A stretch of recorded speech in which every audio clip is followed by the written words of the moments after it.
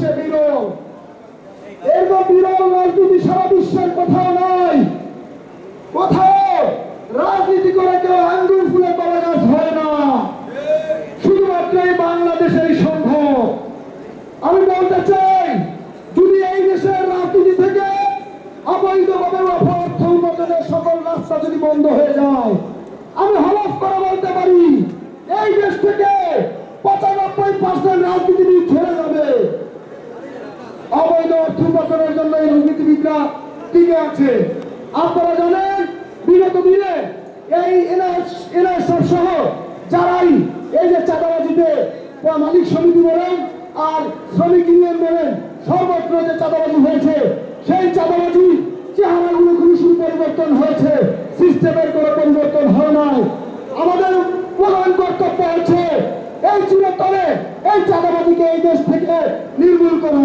সংগ্রামী উপস্থিতি, এটার অন্যতম কারণ হচ্ছে, আপনারা জানেন যে এই দেশে সকল সাংবিধানিক প্রতিষ্ঠান থেকে শুরু করে শ্রমিক ইউনিয়ন পর্যন্ত সর্বত্র দলীয়করণ এবং স্বজনপ্রীতির মাধ্যমে এই দেশে সমস্ত প্রতিষ্ঠানকে ধ্বংস করা হয়েছে।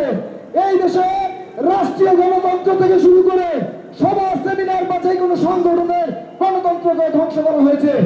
এই দেশে সুশাসন ফিরিয়ে আনতে হলে আবার সকল শ্রমিক সংগঠনে, সকল সংগঠনের মধ্যে গণতন্ত্র ফিরিয়ে আনতে হবে।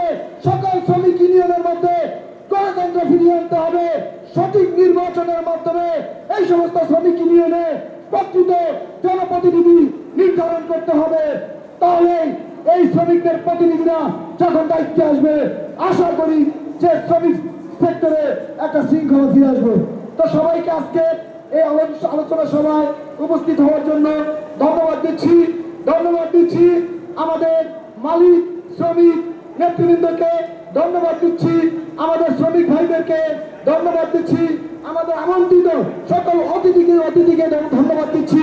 সেই সাথে আমরা ধন্যবাদ দিচ্ছি অসংখ্য media, electronic media, print media সহ শেষে যে সকল মিডিয়ার ভাইয়েরা যারা আজকে প্রোগ্রামের কভারেজের জন্য এসেছেন, সবাইকে অসংখ্য ধন্যবাদ।